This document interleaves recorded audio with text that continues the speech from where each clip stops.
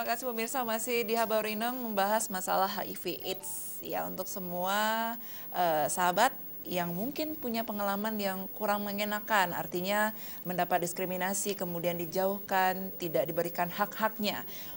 Oke, kita ngomongin masalah haknya nih, Ibu Asmawati. Hak sebagai orang yang terserang virus HIV/AIDS ini apa saja nih haknya? Sebenarnya haknya sama dengan warga negara yang lain ya, bahwa ODA atau dengan orang dengan HIV ini juga harus mendapatkan hak pelayanan dasar sebagai warga negara. Jadi hak untuk kesehatannya, hak untuk pendidikannya, hak untuk mendapatkan pelayanan administrasi kependudukan yang lain. Nah, hanya memang persoalannya tadi Kak Yus kan juga udah ngupas juga sedikit.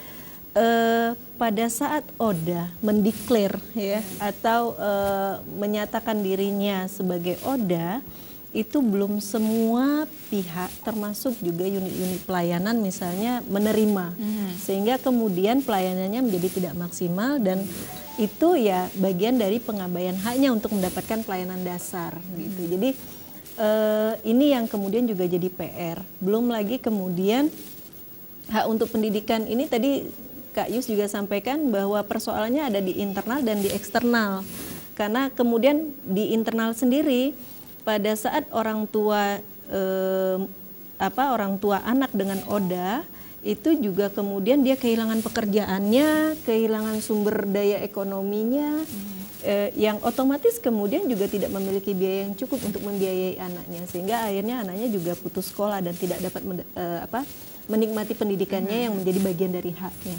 Atau kemudian pada saat akses ini terbuka, tapi kemudian dia juga tidak mendapatkan pelayanan yang maksimal, karena tadi dia bisa belajar, tapi kemudian dia dalam kondisi yang minder ya karena dikucilkan, atau kemudian juga dia jadi tidak menikmati sekolahnya karena dia merasa menjadi sosok yang asing begitu orang tahu dengan kasusnya atau dengan kondisinya. Nah, ini yang sebenarnya kalau ini terus-menerus terjadi atau ini terus-menerus dirasakan oleh ODA, itu kemudian kan akan berimbas pada kondisi psikologisnya. Betul. Nah, kondisi psikologis ini juga mempengaruhi kondisi fisiknya, yang itu yang kemudian kalau penanganannya juga tidak maksimal, maka teman-teman ODA ini dropnya juga akan semakin cepat ya. Artinya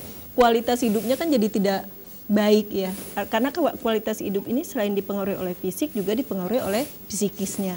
Nah, psikis ini lebih banyak memang juga dipengaruhi juga oleh bagaimana konsep penerimaan dirinya bahwa dia ODA. Itu juga kadang masih PR. Jadi begitu ODA yang di dalam dirinya nggak bisa terima, terus mengutuk A, mengutuk B, bahkan mengutuk Tuhan misalnya, kemudian dia tidak mau melakukan apa-apa, tidak berupaya atau ikhtiar apapun. Nah, ini juga bisa mempengaruhi kondisi fisiknya. Nah, kemudian tidak didukung oleh keluarga terdekat, tidak didukung oleh lingkungan, tidak didukung oleh fasilitas-fasilitas yang ada. Jadi itu juga jadi persoalan sendiri. Jadi kaitannya dengan hak sebenarnya sama saja. Kalau hak untuk menikah boleh. Oke, boleh. Ketika mereka dengan pasangannya melakukan hubungan seks, itu bagaimana jadinya? Nanti akan menghasilkan anak yang terserang virus HIV juga dong? Enggak. Jadi sekarang tadi bahwa secara medis ilmu pengetahuan itu juga semakin berkembang. Jadi pada saat muncul dulu ya kasus HIV, ya maka yang muncul bahwa ini tidak diobati, ini menjadi penyakit seumur hidup, kemudian secara akses apapun jadi terhambat. Tapi dengan kemajuan teknologi sekarang, ODA baik laki-laki maupun perempuan itu bisa tumbuh dengan baik dan sehat. Tadi misalnya dengan ARV tadi ya, dengan minum ARV yang rutin, kemudian juga bagaimana menjaga pola hidup yang sehat, didukung oleh lingkungannya, dia sampai umur berapapun itu ya, kecuali kalau Allah sudah memanggil gitu ya, masih sehat seperti kita. Nah, sekarang secara medis juga ada hitung-hitungannya ya, berapa virus yang ada di dalam tubuhnya, sehingga kemudian dia juga bisa melakukan hubungan seksual misalnya tanpa menggunakan alat kontrasepsi dengan suaminya atau dengan pasangan hidupnya ya, yang kemudian juga bisa hamil. Dan kemudian dalam proses hamilnya juga dia mengikuti treatment yang memang sudah ada standarnya ya, standarnya dari kesehatan, yang itu kemudian memastikan bahwa persentase bahwa anak yang dilahirkan itu akan negatif itu juga sekarang sudah mulai tinggi. Jadi dengan segala yang dimiliki ilmu medis di Indonesia pasti juga sudah baik ya. Karena juga sudah di penghujung. Adakah pesan khusus terhadap masyarakat Aceh yang mungkin ada beberapa yang menjadi ODA seperti apa nih? Kalau pesan dari saya buat teman-teman yang memang sudah tahu status HIV-nya, langkah bagusnya melakukan terapi pengobatan, karena dengan terapi pengobatan kualitas hidup Anda akan bagus. Bagi yang belum mengetahui status HIV-nya, lebih bagus memeriksakan HIV sedini mungkin. Jadi melakukan tes HIV sedini mungkin. Mungkin saya coba yang tadi katanya perempuan, bukan berarti nggak boleh kawin. Jadi kalau misalnya ada perempuan dengan HIV positif atau pasangan yang HIV positif ingin punya anak, masih silakan. Bisa. Sekarang ada program PPIA namanya, pencegahan penularan dari ibu ke anak. Ada prosesnya, ada tahapannya. Jadi jangan berpikir kalau Anda pasangan yang HIV positif Anda tidak bisa punya anak yang HIV negatif, tidak. Sekarang ini sudah bisa dilakukan dengan program. Jadi ada perencanaan kehamilan. Jadi kehamilan yang direncanakan semuanya di situ. Nah, jadi kalau pesan saya kepada masyarakat, dukung mereka. Jangan jauhi mereka. Karena semakin kita menjauhkan mereka, itu akan menghambat penanggulangan HIV di provinsi kita. Jadi dengan kita masih masih tinggi stigma dan masih dengan melakukan diskriminasi kepada Anda, justru itu membuka pintu penularan yang lebih lebar lagi.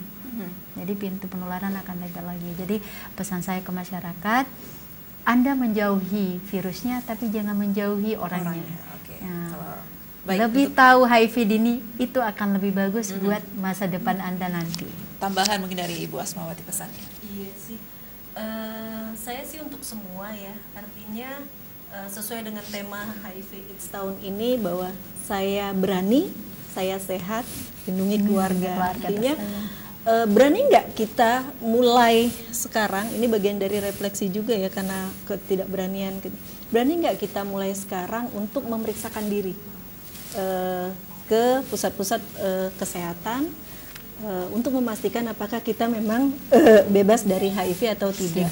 Kemudian pada saat memang kita positif, berani nggak kemudian kita mendeklarasikan bahwa saya positif. Karena dengan kita mencoba memberanikan diri untuk mendeklarasikan siapa kita, itu juga bagian dari advokasi yang memang harus kita lakukan untuk membuka mata pemerintah, untuk membuka mata masyarakat, untuk membuka mata tokoh masyarakat dan lain-lainnya, bahwa itu sesuatu yang tidak untuk ditakutkan, itu sesuatu yang bukan untuk dihindari, itu bukan sesuatu yang untuk didiskriminasi.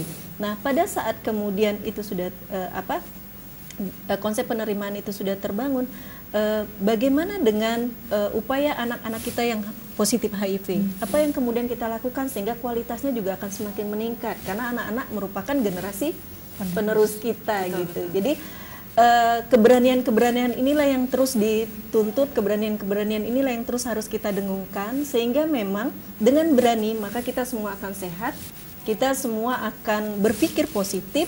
Ya, kita berharap memang Aceh menjadi yang madani, yang rahmatan lil alamin, seperti tujuan kita kan untuk 2030 ya kalau nggak salah, triple elimination. Jadi intinya kalau kita ingin mewujudkan itu, maka peran berbagai pihak.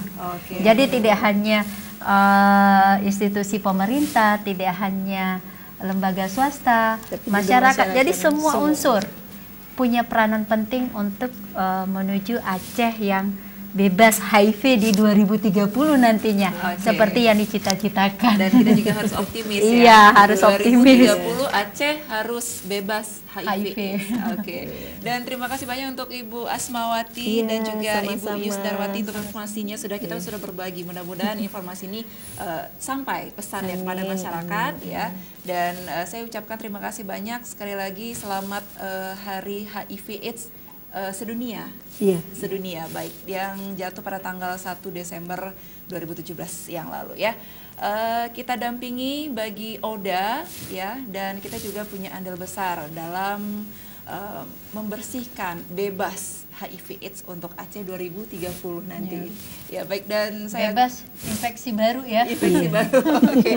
Oke, baik pemirsa, terima kasih banyak dan saya Agustia pamit. Assalamualaikum warahmatullahi wabarakatuh.